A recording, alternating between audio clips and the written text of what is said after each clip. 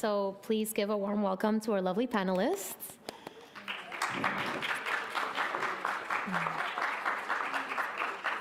So first we have Sophia Bond.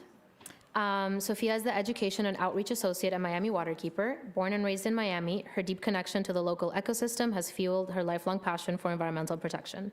She has worked for 5 years at Miami Waterkeeper, providing her with valuable hands-on experience in water resource protection and environmental advocacy.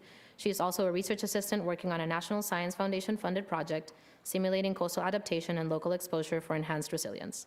She aims to leverage her technical skills and environmental knowledge to help transform cities into more sustainable, environmentally conscious spaces.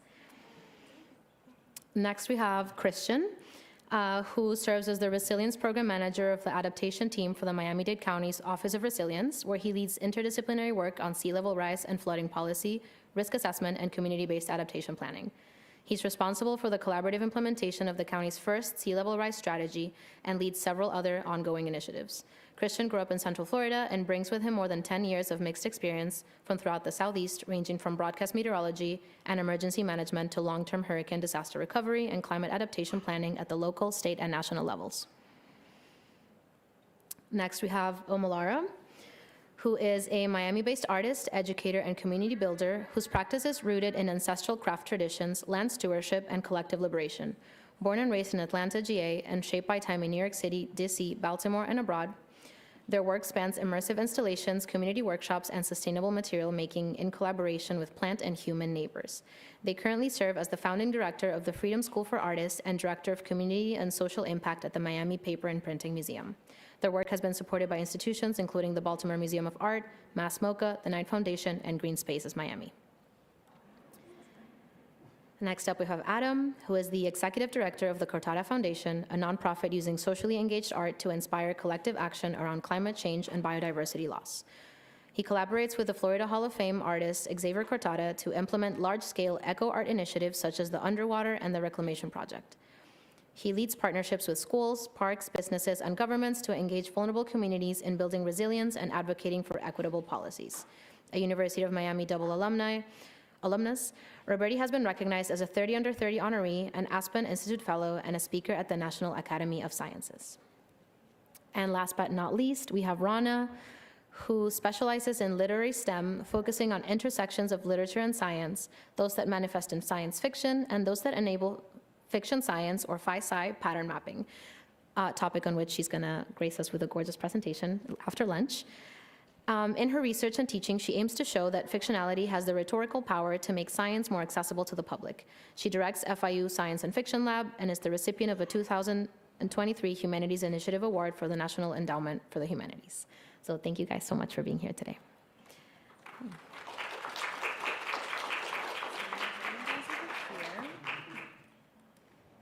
Testing, we're good? Okay. Cool. So we're going to kind of round robin. We have allotted time for everyone to answer all the questions, but feel free to just answer whatever you want to answer, add whatever you want to add, and we'll just take it pretty casually.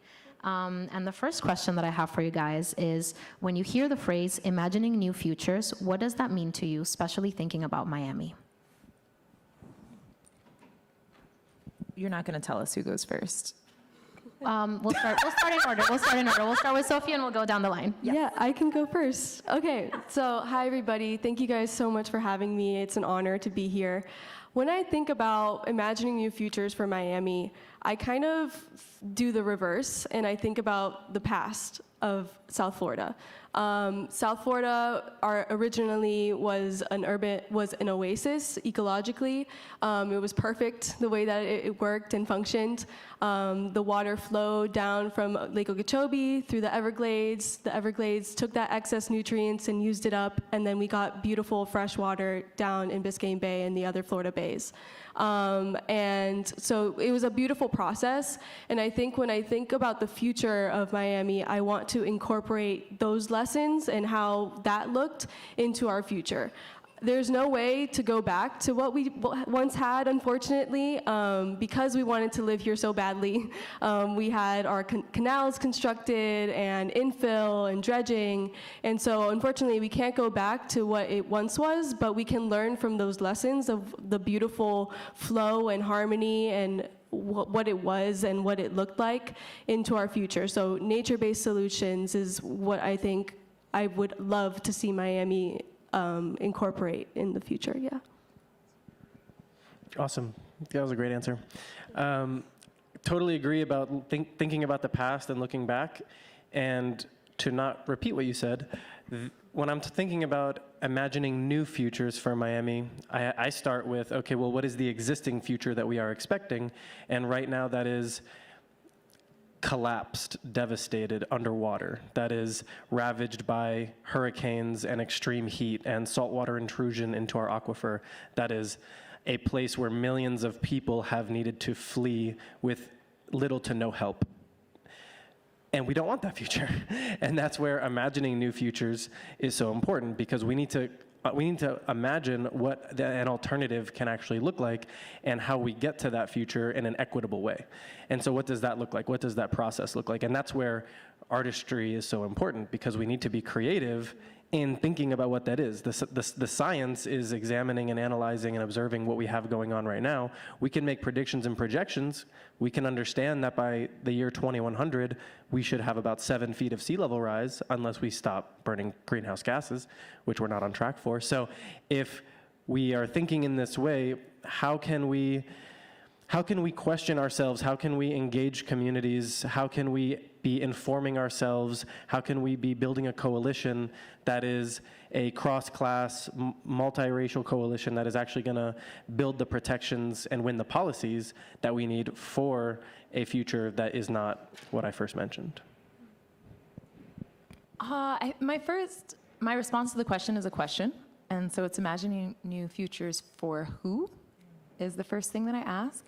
And when I think about climate change or like climate collapse or any of these large things that we sitting in this room are afraid of, I think about the fact that all over the world, Black and brown folks are already living in the futures that white folks fear. And I'm using Black and brown here and white to speak to different power axes, right? Where Black and brown and white is along the racial power axes.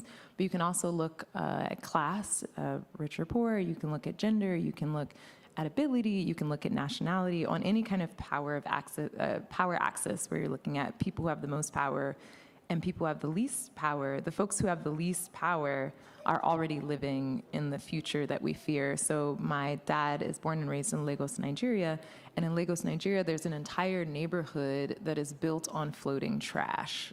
Like, people are just living on floating trash, and that's because the water levels have already risen, right? And so like, the land has already gone, and people are like, where do we live?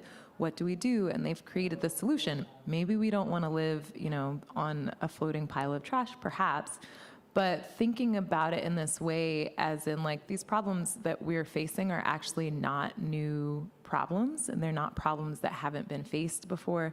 They're not problems that people aren't currently facing, and looking to the innovation that's happening where people are dealing with these problems as an everyday right now thing also gives us an opportunity to think about and adapt those innovations so that we can have a different future in a different way. And art is a really great space for that. I won't go too far into it because I know you're going to talk about suspended disbelief, but art is a really great place for that, because in art, we do the suspension of disbelief thing, which is where a thing isn't real. Like, when you're in a theater, you know that those people aren't a real family and they're not having a real argument, but like, you're suspending your disbelief to allow yourself to believe that the theater that you're watching is real. And so art allows us to create these bubbles where we can play with future possibilities, in real time, before those things happen. So I think art is a really important tool for it, and I think that we have to think about these axes of power, and that we also have to look to the people who are already innovating because they're closest to the problem, which makes them also closest to the solution. Hi, thank you also for having me. This is just started and it's already a lot of fun. So when I think of this question, I zero in on the word imagining, and that's probably because I'm an English professor, but that's the first word I go to. And so I think it's kind of like a two-sided coin, right? So there's the imagination that allows us to think about things that we wouldn't otherwise, and we need that if we want something different, if we want to not go to what Adam was talking about, like the future that we're expecting. If you want to go somewhere else, you need to be able to imagine it. But on the other hand, we need art in order to be able to get us there, because it's one thing to say imagine something, but if you don't have the tools to go there, how are you going to start? Where do you begin gathering these entities that you're imagining? So you kind of need this, like, perhaps a push, a nudge, to use your imagination, because it's not something that, it is something that we do naturally as children, but I think it is kind of beaten out of us as we grow older. So, you know, stop thinking about fiction, think about reality, and then fiction and imagination starts being equated to delusion or lies or dreams, and dreams sometimes have that bad connotation. But if we can unlearn that and start being free in what we imagine and seeing what's possible to be imagined, not being kind of imprisoned by logic or possibility, then many more things become visible. So yeah, that's what I'm focusing on, and I think that places like this and what I've seen of this beautiful museum so far, I think that's exactly what it leads people to do, is to enrich their imagination. Wow, the wheels are turning. I'm like, I feel like I could take this question 10 different ways, but you all have put out some really great points. I think for me, it's on one hand, you know, I work in local government, and there's a lot of work that we do in Miami-Dade County and in the municipalities and other agencies to create these vision plans or planning documents with a planning horizon of 20, 40, 50, something that my team and the work that we do in the Office of Environmental Risk and Resilience, you know, there's so many urgent issues that the communities are trying to navigate and address. And part of our job is to do that long-term thinking, which maybe isn't the most sort of natural inclination when, I mean, obviously in Miami, right, like home of the worst affordability crisis in terms of housing. You know, we have ecosystems like Biscayne Bay that are extremely fragile, on the brink of collapse. So I think a lot of the you know, stresses and shocks that we've been seeing here have only sort of grown, and but that visioning, that planning effort, so much of what we aim to do, and I think can always do a better job of, is having people and residents and advocates who've, you know, it's kind of a balancing act of, you obviously want to create a place that's sustainable for folks who've been in Miami, who have intergenerational ties to the land, to their communities, their social networks, and also, you know, this is a place where more than 50% of the community is born from outside the United States. We have been a place, the gateway of the Americas and the Caribbean, you know, welcoming people in general over the long term. But that puts a lot of pressures on the infrastructure, whether it's housing, the sewer system, the stormwater system. So I think part of what imagining new futures means to me is trying to get folks in a room and making sure that it's you know, more than just representative of the community, but that presence and those questions about what do you want to see in your community get asked over and over and over again, because what community members might have said 20 years ago that they want to see in their community, the world is changing very quickly, probably faster than any, you know, civilization has sort of seen before, and we just have, there's more of us here. So it's about asking what's possible, how do we learn from the past, and not repeat the harms, whether it's to the land or to people. And yeah, I think it's a collaborative process, and it's one that really leans into design. I think imagining and how the design of our communities affects our health. There's, in urban planning and public health spaces and academics, will often say, like, your zip code can be as, if not more, determinant than your genetic code in terms of the quality and the longevity of your life as a human. So That type of stuff matters, and you want to have voices from the community leading that. But people have got day jobs, they got commitments, so we got to go beyond just one public meeting on a weekday evening to get that type of input. Thank you so much, guys, for those really thoughtful answers. I love how already, even with all your different backgrounds, there's so much that weaves in the conversations and the answers that you guys have given.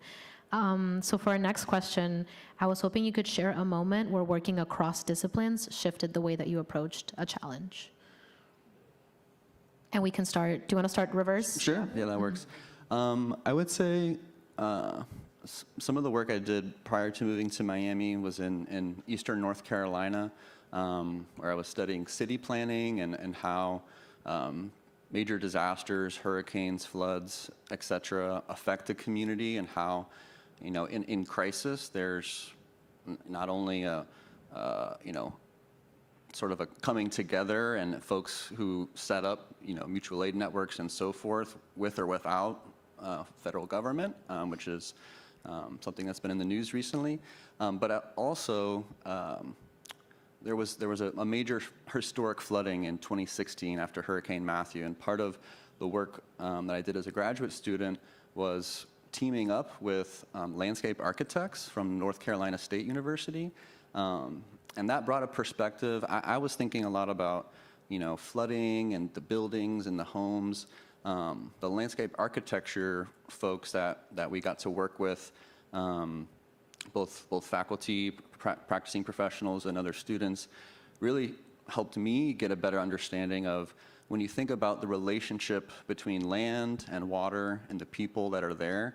You think about extreme flooding, that happens on a watershed scale, right? There's things that happen at different scales, and those patterns repeat themselves.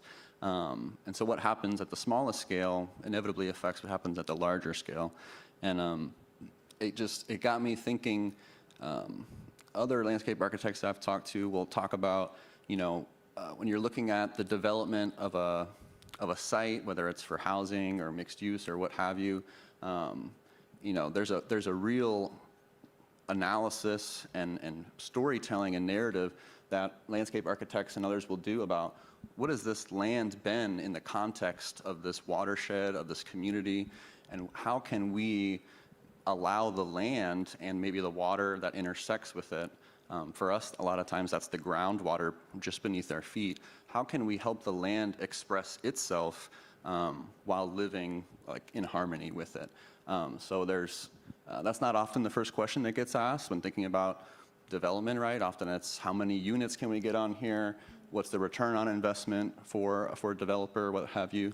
But anyway, I found that to be a really nice shift in thinking about, we have totally transformed South Florida with a series of canals and gates systems. It's the largest water control system in the world here in South Florida, and we've learned the lessons from what that's done for environmental quality and others. So it's humans have shaped our environment and our land in really dramatic and some would say unique and novel ways from an engineering perspective.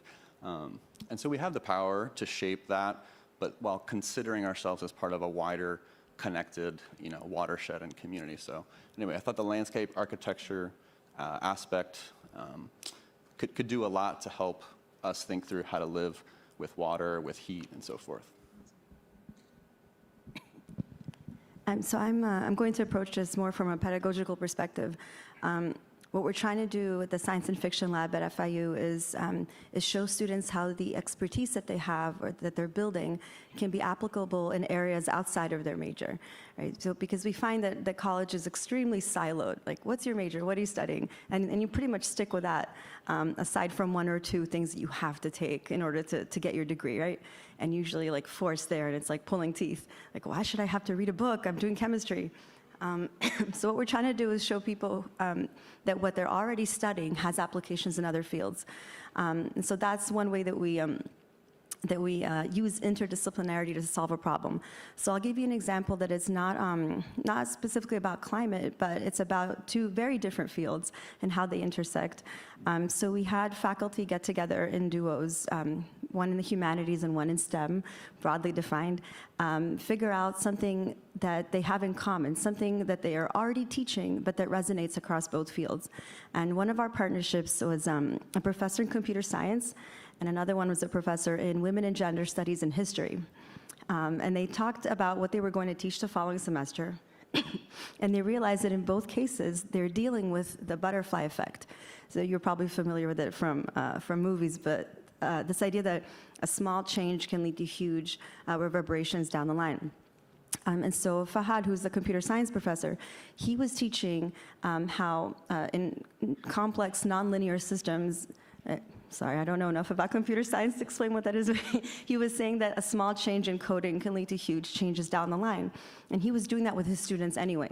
And then Alex was teaching a course about the Dominican Republic and history and the novel Time of Butterflies, which I think, pun unintended, the butterflies in both cases, but how a small act of resistance can lead to huge socioeconomic changes down the line. And so it turns out that in these two very different courses, they were teaching the same kind of pattern, the same kind of shape. And so what they did in this little mini module that they created was, when she taught her students about this piece, she said, you know what you're doing here also has applications in computer science. And students taking her class never expected to learn about computer science. Same with in his course, in Fahad's course, when he was teaching them about coding, he said, what you're doing here also has implications in literature, in international relations, and economics. And so they got to see how what they were studying anyway is not just siloed, but has applications across fields. And yeah, I think that's the best way that you can show that interdisciplinarity allows you to see something from different perspectives and make it more accessible and have more people involved. And we could all do with more of that. Yep. I think I find the question a little confusing. It's a clear question, but I say a little confusing because the idea of interdisciplinary is this really colonial idea in a specific way, in the sense that it assumes that the things are separated and that they're not already interwoven. So for me, as a person who is community taught, so I do have a degree in art, which I went to get because institutions care about that, but my education around the work that I do has primarily come from what you would call an apprenticeship with mentors, where it's they're people and I'm spending lots of time with these people and we're doing the thing and we're talking about different stuff while we're doing the thing. And so in that culture of education, the approach is what it is, and it isn't specified as interdisciplinary because it just is connected to the materials and the methods. So I'll give a really discrete example. I, here in South Florida, harvest snake plants, which there are plenty of in front of the Perez Museum. They're kind of this straight up, sometimes a little wiggly plant that people like to plant ornamentally here. And I process them into paper and into fiber and use them for embroidering on paper and for making books. And so in the process of making paper out of snake plants or spinning fiber into yarn out of snake plants, you have these questions that are inherently scientific in nature. As an artist, if I was I'm a paper maker, people would not be oh, okay, so you also study biology and physics, but I do, right? Because when I harvest that plant, there's things we need to, in order to get the part that makes the paper and make the thread, which I describe as the plant bones, we need to get rid of the plant flesh, which if you were talking in science, then you would say chlorophyll and cellulose, where it's I want the cellulose, the plant bones, that's what makes the paper, not the chlorophyll, the plant flesh. And so there's a whole scientific process of change that I have to do to extract that. But then there's also a conversation when I get to the point that I have the fiber and I want to make the yarn, where, when my mentor is spinning this yarn of this new fiber,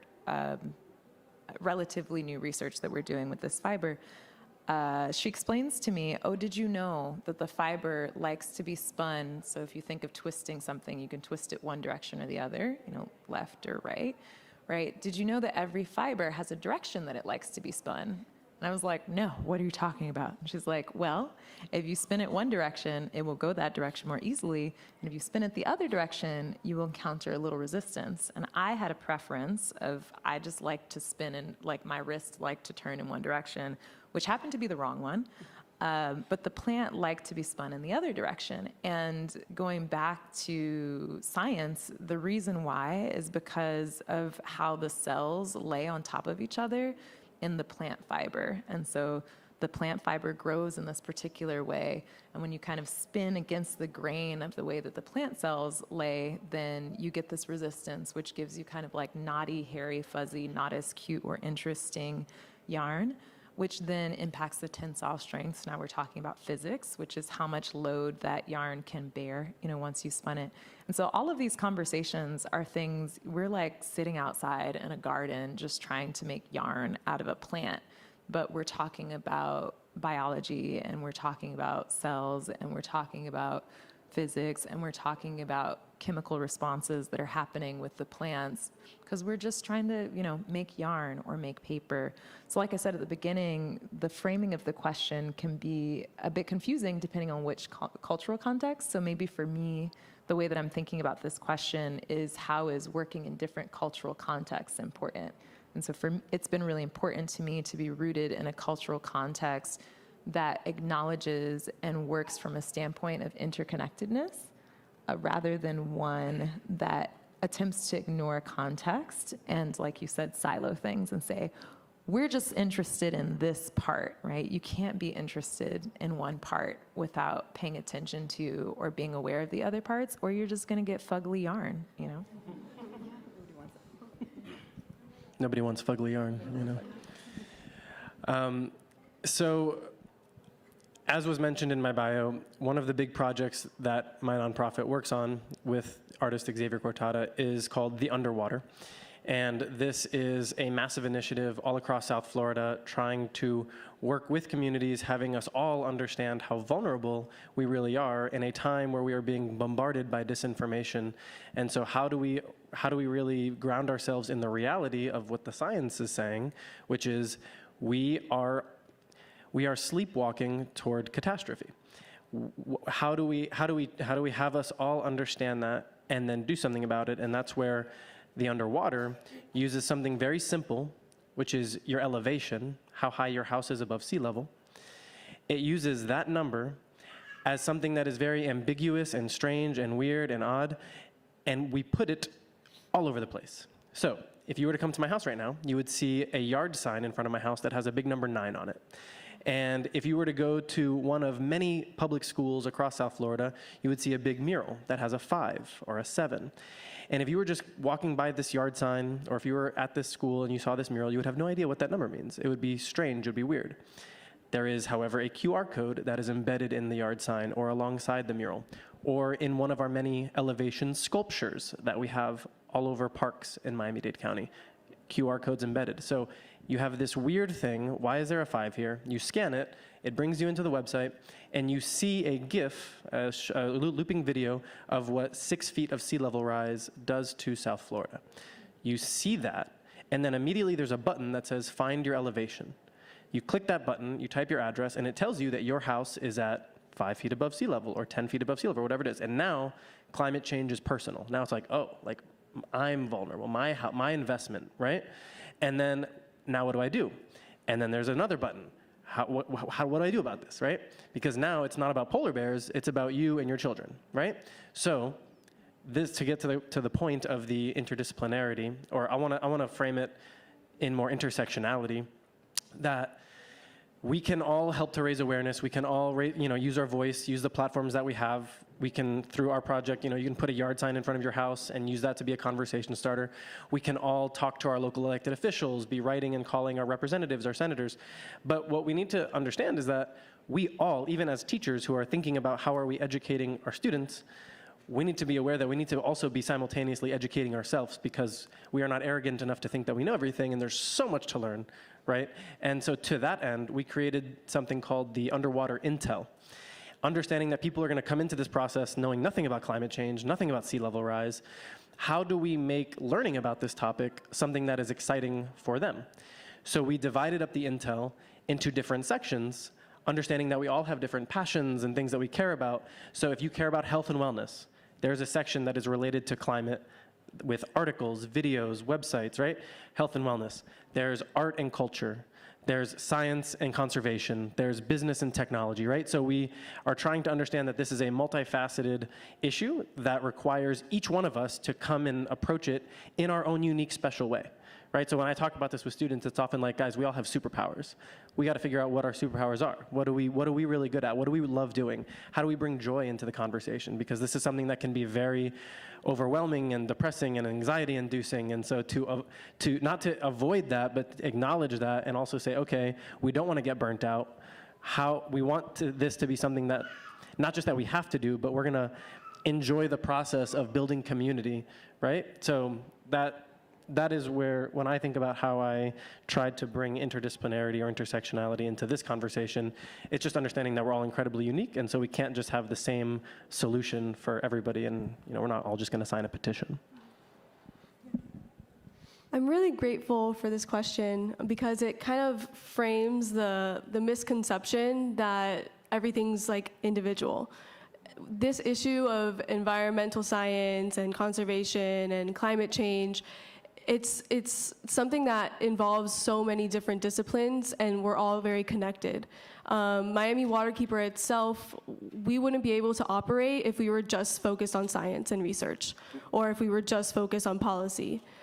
So the way we operate, we have 3 different teams, so science and research, policy and advocacy, and then education and outreach. And the only way we were able to get our mission done of protecting Biscayne Bay and local waterways is through that interdisciplinary approach. One concrete example is when we started this organization, Rachel Silverstein, a coral biologist that studied at University of Miami, she noticed the destruction that was happening from the Port of Miami dredging project. And she saw that, she went down, she took evidence, did research, but if she were only taking it from a science perspective and just seeing, okay, this is what happened, this is what we could do, she wouldn't be able to actually get anything done, right? It would just be research, it would just be science. And so because she had that connection with environmental lawyers, policy experts, we were actually able to sue the US Army Corps of Engineers and sue them against the Endangered Species Act because of the coral destruction. And that's because of the whole interdisciplinary action of this whole environmental world. It's never ever going to be like, okay, you studied marine affairs, so you're going to do marine affairs and that's it. I studied marine affairs and now I'm doing education for students and teachers. I know environmental lawyers that are now working with urban planners. I have friends in marketing that go to our cleanups all the time and do marketing for environmental groups and stuff like that. So it's never going to be just you studied one thing and then that's what you do for the rest of your life. The climate change is, like all of you said, it's something that requires like different expertises, and everybody that has their own superpower, I like how you put it, can use that, and we need that in order to make a change. Thank you guys so much for your answers. So before this panel, we took a tour of Kosice's hydrospatial city and kind of saw that as an example of how speculative art can be a jumping point for connecting different audiences with ideas of imagining and creating different futures. So within that context of that role of art, maybe this question's a bit more specifically for O and for Adam.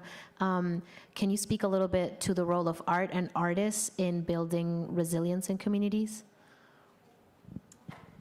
Yeah, one thing that I'm thinking about as all of us are talking is how different the audiences are that we're speaking to, because we're all using the words like community, like we, people, you gotta, but we're all talking about very, very different folks. So when I hear Adam, I'm very bad at names. Yes. When I hear Adam talk about, your audience, based on what you're saying, I'm inferring that your audience are people that you have to convince that this is a thing that is like important and that they should care about. Whereas for me, the audience that I'm working with, people check on me when there's a hurricane here in South Florida and I'm like, it's chill, I got food, I got a generator, we're fine. But people don't check on me when it rains, and like when it just rains, just regular rain, like the rainy wet season is coming. I'm like, I can almost swim, like right there. That's a pool outside. Yeah, that's a pool outside my window. And so the needs, desires, my response and engagement with the folks that I'm working with, and when I say community, I mean, you know, the people I buy my snacks from, the people I see every day. The community is built around these kind of interpersonal relationships, some which are direct and some which are indirect, where it's like, okay, maybe we can only both afford to live in this neighborhood, or I chose to live here, but you're just here because you want to live in Brickell and you can't afford to be over in Brickell, so you're here. But we're both here, right, with this puddle or this pool. And so for me as an artist, when I'm thinking about how to engage people in these problems, I do have to think about their relationship to the problem and be radically honest, both about like what the problem is, which for me, being radically honest about the problem is, I mean, I'm worried about gray water and potentially disease and mold and all of these things for myself and for my neighbors, right? Whereas for another person, being radically honest about their problem, is like you were saying that, is they're worried about property values. I don't give a about property values because I don't own a property, you know? But I have to get radically honest. Like if I want to talk to your audience and be like, you should care about, they shouldn't and they don't. So as an artist, the first step is like, who am I talking to and why am I speaking with them? And when I think about the exhibit that's here, I'm like, we got different audiences, bro. When I'm looking at this, because I'm like, we're not thinking about the same. You trying to go to Mars, and I'm like, are we gonna get, who's gonna work, clean your house on Mars, like in your beautiful little acrylic glass situation, right? So that's a bit, I think that answers the question. That's a bit how I'm thinking about it, is I'm just like, who am I talking to? Where is the person that I'm talking to situated in relationship to the problem that I'm approaching? Where am I situated in relationship to them or in relationship to the problem? And then when I think about building potentially an artistic intervention, and I think we're both working in social practice, my work in social practice is different in the sense that I'm doing pop-up community workshops in public space, where I was talking about snake plants before, where I'm like, let's go on a plant walk, might be the first thing, but it might actually just be people are like, I just want to walk because I want to get more steps in, or I want to meet people, and they all have different reasons that they might go on this plant walk. And bringing people into the plant walk, I'm like, we're going on a plant walk, but my goals and objectives are, one, I want people to understand that nature is something that exists in our urban environment. It's something that exists in our neighborhood, even if it's just grass growing through the sidewalk cracks. And two, we're stewards of that green space. And how do I get people into that is I make them know the plants by name, just like knowing your neighbors. When you know the plants by name, you relate to the plants differently. And then once you know the plants by name, then we can talk about the plants' needs, or like, were they displaced here? Was your family displaced here? Were they born here? Were you born here? You can get into all of these more complex conversations, but I guess one thing that our approaches have in common, and I think yours as well, is this Trojan horse of art or whatever engagement that I'm doing is this kind of like shiny distraction to help me actually talk to you. Where it's like, actually, I want to talk to you about resource mapping in this neighborhood, but we can go on a plant walk first if that makes you feel better. Yeah, I think that's a perfect transition to what we do and the social practice that Xavier has been building for decades now, which is, he often uses the term infiltration, but Trojan horse is the same thing, right? And especially in a place like Florida where you can't even say climate change in certain places. And this is where I'll even just take it a step back for me personally.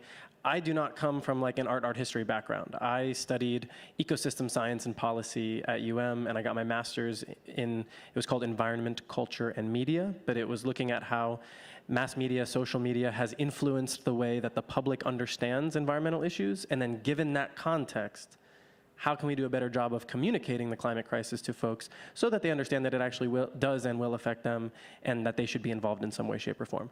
And so I was seeing the the existing methodologies for communicating this issue that scientists and nonprofits and certain politicians have been using, right? So there's social media, there's journalism, there's documentaries, and just to be honest, like we've been failing really hard.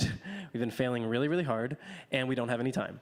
So I was looking for something that I felt had the potential of working, and that's when I learned about socially engaged art as a thing. I didn't even know what that was until meeting Xavier. And it is not creating an art piece like a painting. It's not creating a sculpture or a song. It is creating a process.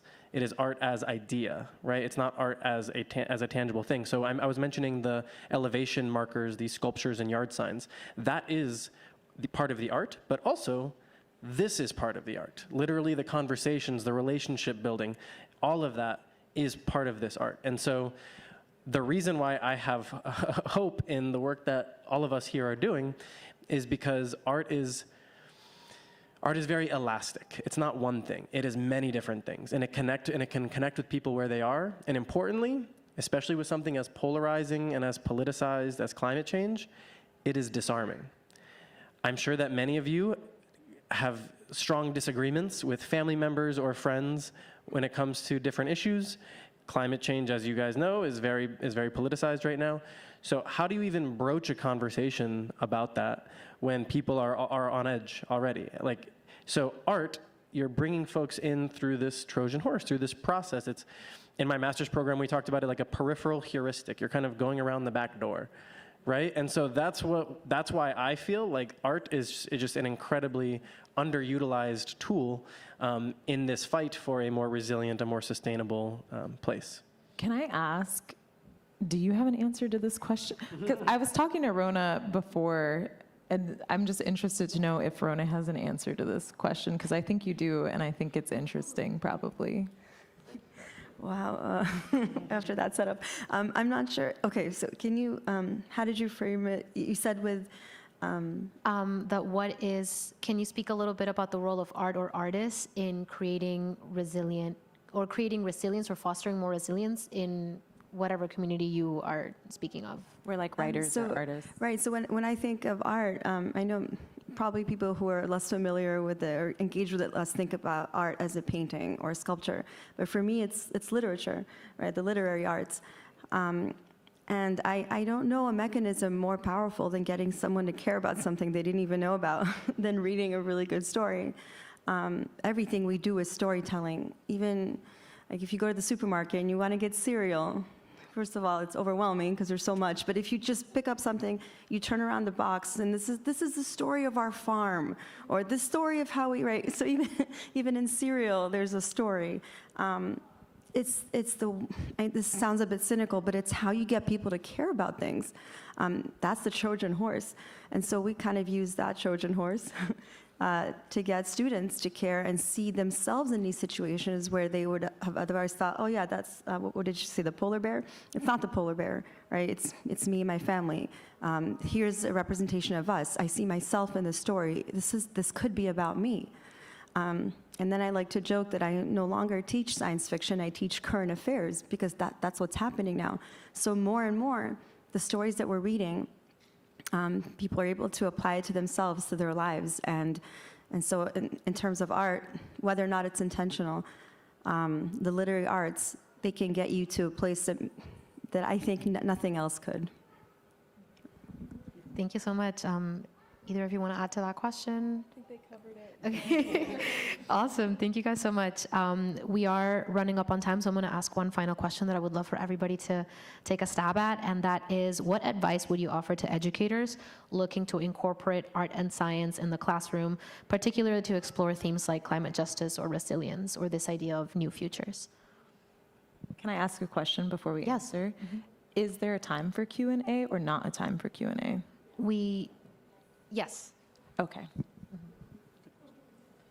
Well, and so the reason why I asked that is I'm interested to know what the questions are before I just throw random answers into, like, So what which I questions can the wait. educators might- Yeah, I'm Okay. interested, like, are there specific questions that because you're here for like a professional development workshop and you don't have to have them, Yeah. but do you have specific questions about Or have you been like, I've been wanting to incorporate art, or I have this problem space, because we're here and we could answer those specific questions, but we can also just say things in response to what you said. I think that's great. Does anybody, any of the educators have any questions? Specific? Yeah, please. We can do unsolicited advice. So, hi, good afternoon, everyone. My name is Mitchell. I work in a charter school in Broward County. My question, I'm going to make it for everyone because, you know, on the whole aspect of being interdisciplinary, how would you articulate your specific practices in community building? Personally, I believe that community is something that we've been lacking a lot, and I see it that my students are very individual in the way they think about their own problems. They do not see themselves as a group at all. Friend groups, yes, but even to that degree, I see the younger generations, especially K through 5, not really understanding an idea of community and collectivity. Even the idea of family is starting to become a lot more fragmented into how they're being raised nowadays due to many different issues. But I'm very interested to know what are the practical things that you guys think that we could do as educators, and some things that you do as educators as well to continue this community building practice. What subject do you teach? I teach the visual arts in middle school. Yeah, I could answer that. So we're an environmental nonprofit, and we're focused on community building here in South Florida. Our jurisdiction is actually from Miami-Dade to Broward County, so we do host events in Broward as well. I think the best way to form a community and enrich that, kind of foster that in the students, is through cleanups and volunteer events. It sounds silly, but it's actually one of the biggest things that have impacted my life. I've been able to connect with so many individuals through our cleanups and habitat restorations, and learn that it's not just like environmental people that care about the environment.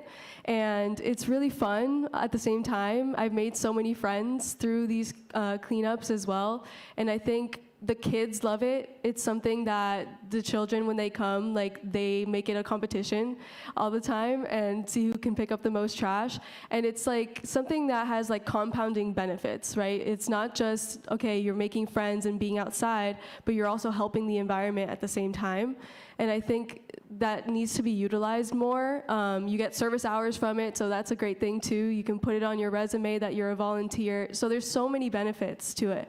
And I think the kids would really enjoy it at the same time. Yeah. I would say make it a metric for your success. And so the things for both your success and for your students' success, right? Because when you're looking at metrics, it's the thing that's then guiding how you're going about your work and how you're making micro adjustments in how you do it. And so specifically making community building a metric for your success, when you're breaking down what are the different things that indicate to you that people are successfully building community. For me, you articulated it really well. The substance of my work is actually building relational networks. So it's building relationships between people and between plants and between land and processes and materials and things like that.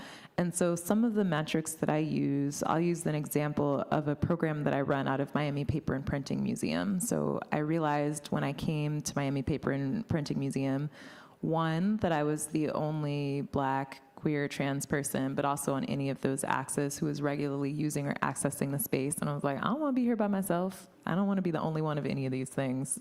Let's change this. I also realized that people were accessing the space as individual artists, largely to do individual projects, unless they were paying us to do collaborative projects. And I am very much an individual person, but I really like doing things. I'm a very community-based person. So I was like, I want to do things with and around other people.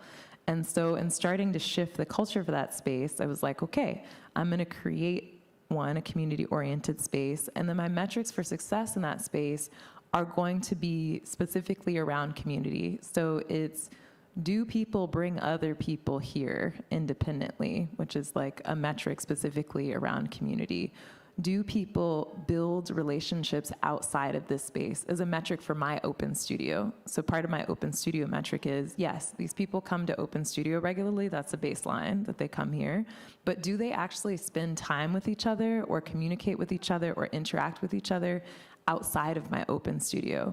That's one of the metrics of success for my open studio. If people are like, yeah, we hung out, or for example, 3 of us went to Costco together yesterday and did a Costco run for 5 households. And then we went to open studio and did the open studio, right? So that's a metric for success around community.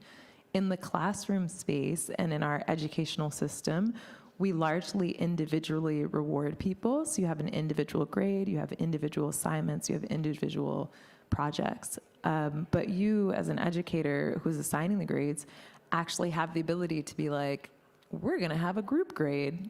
We're gonna have a group-oriented, situation, which then creates a thing where they have to care about community because the things that are impacting the other people in the community are then impacting them, which is true anyway, right? But it raises those things. So I heard your question, which is like, the kids are not connected. How do we get the kids connected? And I'm then reflecting it back to us as the people that are creating the structures that are teaching them what it means to be people and navigate the world. And I'm essentially saying back, we are creating structures that tell them that individualism is the thing that is rewarded and that incentivize them for working individually, for achieving individually, for being self-focused. And so if we want to see a shift in the culture of youth, then we have to shift the cultures that we're modeling and creating, and also the systems that we're training them in. I also want to make sure that we have time for other questions, so I'm going to keep this very brief. But I think that it's important to integrate collaborative activities, and we're in an art museum, so I think there's a lot of different ways that you can do collaborative art. But also, I don't want to ignore games and sports. Make it fun, make it interesting. There's lots of different things that you can do, and you guys, I don't know how you feel about ChatGPT. You can use AI to brainstorm. There are people who are very against it, but The water usage. it's the power usage. It's problematic. But my point is that if you don't want to use that, you can Google. There's lots of activities that I think that you guys can do and use. And just to give you one concrete example from when I was in middle school, I don't know if you guys have heard of the How Low Can You Go Challenge, which is now sponsored by the Miami Heat. But my teacher at Driftwood Middle in Broward started this initiative with me and a few other students we started the Green Club, or the Green Team. And what we did was we waited until 30 minutes after school, and we went around to every teacher's classroom, and we checked to see if they had left the lights on after they left. And if they left the lights on, what we did is we took washable spray paint and we spray painted a polar bear's paw print on their door, and we wrote, "You've been chilled." We have saved Driftwood Middle School tens of thousands of dollars in energy usage, and obviously much less emissions. And then this is something that is now a challenge all across South Florida. You guys could look it up, the How Low Can You Go Challenge, and your school can participate. And you can come up with creative ideas for how you can lower your school's energy usage. It's the How Low Can You Go Challenge in partnership with the Miami Heat. How low can the energy usage go? Thank you so much for that question. Rana, Christian, anything you want to add to that?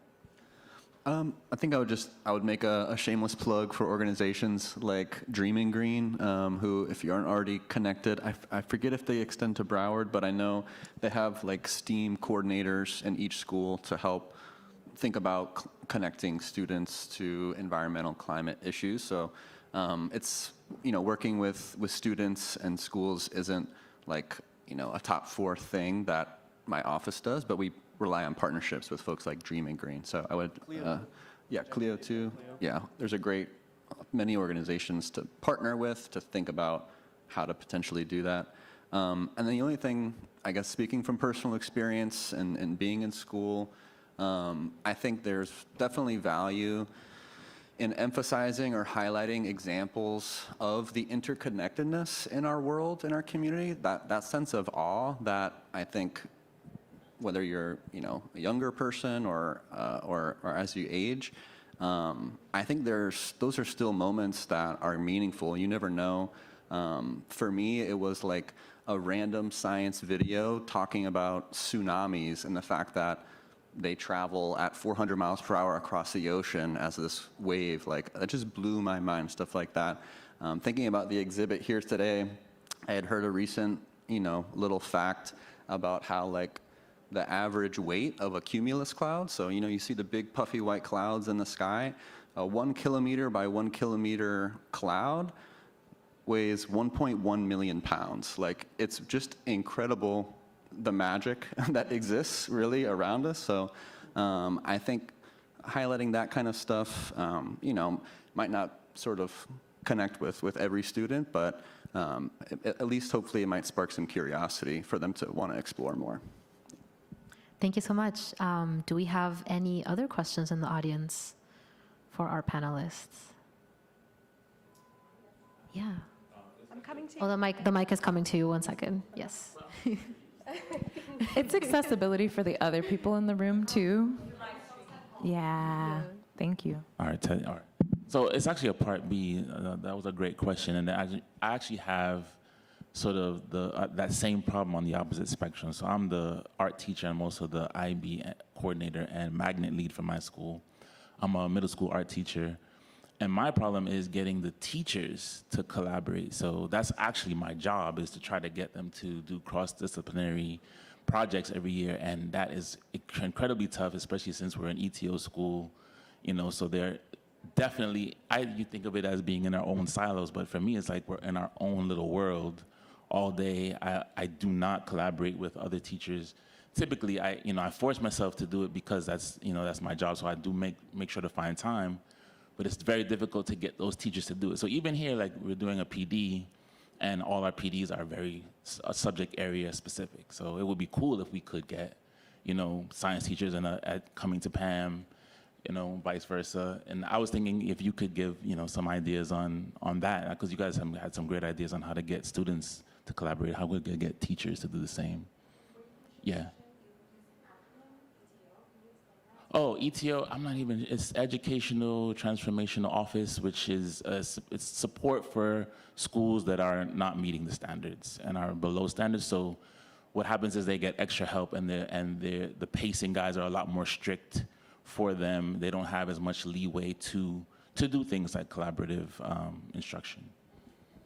I can speak to that. So our whole MO is basically getting faculty to talk to faculty in other departments. And we've seen with these professional development institutes that we've had at the lab, we thought we were doing this for the students, but it turns out it was having just as much of an effect on the faculty who before had never worked with anybody in a different field, right? Yes, FIU is a big school, but they'd never talked to anybody else outside of their departments. And so the way we got them to come together was, yes, you have to have an incentive, and the incentive is usually money. That's what, yeah, let's be real. And so we paid them stipends to participate in these institutes. And so we had, like I said before, people from humanities and people from STEM, broadly defined. They came together. We actually, based on their applications, we put together people who we thought might have similar interests. And then they sat and talked about what is it that they're teaching and trying to think about what they have in common between these two subjects, whatever it is that they're teaching, right? So another example, we had somebody in the medical school who was teaching a course, graduate students about medicine, and then somebody teaching Portuguese literature.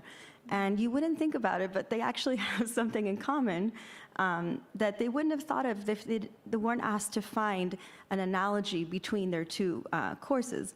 And so when you put that question there, say, find something in common between what you and you are teaching, it's incredible what they find. So I don't know if there's a mechanism to do that at your school, or to say, like, try to find, fun project. What is there in common between this very different thing and this very different thing? And so what they found in common was that stem cells, and again, I don't know how to explain this, but stem cells are, they can be used to, they're valuable because they can be turned into whatever you need, right? Is that? Yeah. Yes? Okay. I don't know. It was this thing about how you can, there are many different facets that you can, yeah, okay. But then there's a very famous Portuguese author, like the Shakespeare in Portugal. His name is Fernando Pessoa. And it turns out after he died that he published under 60 different pseudonyms. They're called heteronyms. And not only under different names, but also each one had a different personality. And so they made this connection. So he was teaching a course about his literature. He was teaching a course about stem cells. And they realized that both follow this pattern of you can use one thing in many different ways. Each thing has many different voices. And so these things that are completely, you don't think they have anything in common, they found something in common, and that got them to work together. So that's one way we found. That's one way we found to bring people together across disciplines and to see that what they're doing is actually connected, even if it's in a very weird way.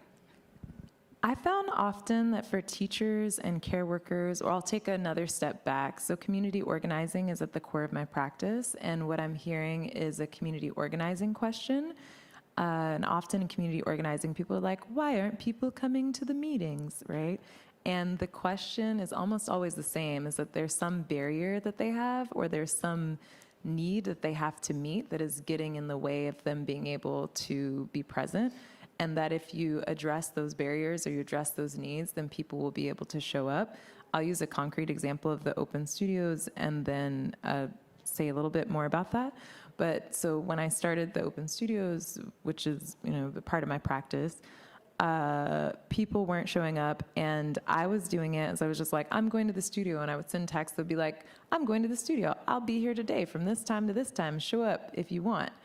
So when I did that model, the issue was I wasn't giving people advance notice. I was literally telling them when I was on the way to the studio, so people couldn't plan or organize their day to be there. For me, I don't like being at places at the same time on particular days, but I realized that the only way to get people there was if I made it so that they could plan for it, right? So I set it on Tuesdays and Thursdays at a certain time. I set it on Tuesdays and Thursdays, still had a little bit of an issue with people showing up. You know, I set the hours. I realized that the hours didn't work for people, and they also didn't work for the transportation system to get to that place. So then I had to shift the hours to work with people's work schedules and to also work with their access to transportation, right? So then I got the hours right, and that was cool. But then we had an issue with, then people were there, they were going from work or wherever to the open studios, and they were missing their after work meal. And so people would be at open studios but be hungry, or they wouldn't come because they would have to go home to make food because they couldn't afford to, you know, do food. So there are all of these different, you know, all of this to say, there were all of these different barriers that had nothing to do with people not wanting to collaborate or people not wanting to show up, but just the realities of their life. And so as organizers or people who want to try to meet people where they are and walk them to the place that we're trying to get to together, often the first step is just figuring out what is going on in these people's lives that is keeping them from being able to show up. And when you say teachers to me, I'm like, how is there a way? Stipends is one way to do this, but really what stipends does is it creates capacity, right? You're giving people money, and money means that they can buy time, or they can buy food so they don't have to make it, or whatever. They can buy capacity, right, as a reason to show up.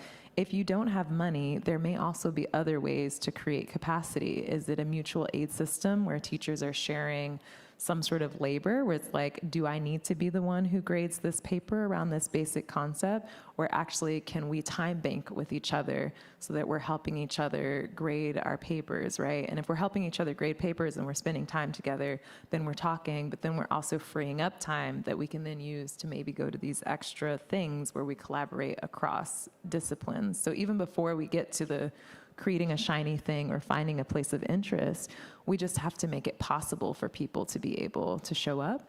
And we have to think creatively about how we can use our resources. It's not always money. Sometimes it's just like, I have a skill, I have extra time. Sometimes it's not even I have a skill. Sometimes it's I have a friend who has a friend who has a skill, right? Like I talked about the Costco run yesterday. I neither have a Costco card nor a car. I get around by a bicycle. But every month I do a Costco run, a community Costco run for 3 to 4 houses with somebody else's card and somebody else's car, right? But I don't have a card or a Costco run, but I'm doing Costco runs for other people's houses who don't have cars or cards, right? So that's that interconnectedness and that thinking creatively about how to use our resources. There was a lot of wisdom in that answer.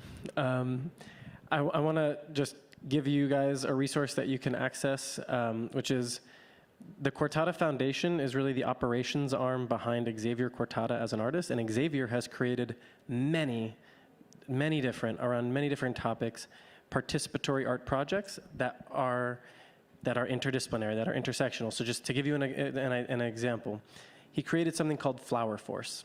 This was in 2013, celebrating the quincentennial, or commemorating the quincentennial of the state of Florida, the 500th anniversary. And what he did was he created an art, nature, and history project, which worked with history museums from all across the state of Florida, artists from all across the state of Florida, biologists from all across the state of Florida, in an effort to try to bring back the habitats of important pollinators across the state of Florida. And so he did that by having artists depict 500 wildflowers that existed in 1513, back when Juan Ponce de Leon came here, understanding that Florida is named after flor, la Florida, for flower, and it was because we had these verdant wildflower gardens. And so and we have displaced them clearly with our development, with building, I think everybody in this room probably understands the importance of bees and butterflies and birds and pollinators for agriculture, for ecosystems. And so what Xavier did with this project was having students learn about all of these things, create wildflower art in many different forms. And again, if you guys if you type in Cortada Flower Force, you'll see what I'm talking about. Plant wildflower gardens at their schools, and then importantly, dedicate that wildflower garden to one of 500 historic figures in Florida's history that have shaped Florida, with the understanding that the people, the students who are planting that wildflower garden, those students are the ones who are shaping Florida's next 500 years, Florida's future moving forward. And so this Flower Force project is great. There's Endangered World, which is about biodiversity loss. There's Native Flags, which is about native trees. Xavier created all of these projects to be a resource for you guys. He has this Native Flags project has been implemented in every single Miami-Dade County public school, planting a native tree and a green native flag, which is a replica of the one that he planted at the North Pole, in every school for 10 years on Earth Day. That ended with COVID. But I'm just wanting you guys to know that sometimes it can be hard. How do I bring together the English teacher, the history teacher, and when you have a project that is, you don't have to, it's pre-baked, right? You just have to implement it. And if you can show this great project, and again, it's a shameless plug, but I just believe that these are actually very valuable and they should be used. So if you guys go onto the website, you can check them out. There's resources. And the last point that I'll say is, within the last couple of months, we've partnered with the Florida Wildflower Foundation, and they have a Seedlings for Schools program where if you apply to it, you will be able to receive one of our ceramic wildflowers and wildflower seeds to literally plant this wildflower garden at your school, put up a plaque with our ceramic flower, and engage your students in this process. Awesome. Thank you so much for sharing, guys. Do you guys have any final remarks for our educators before we close out? Okay. Just thank you for being here. Yes, thank you so much for being here. Thank you so much for your very thoughtful questions. Thank you for your time, for your expertise, for your wisdom, and for sharing this time with us. Yes, please. The last thing that I'll say is just please know how grateful all of us are for you and how incredibly important you are, because now more than ever, your job is so, so, so important. And so please, understanding how difficult things are, please find hope and love in this community. Thank you. Thank you. Thank you so much.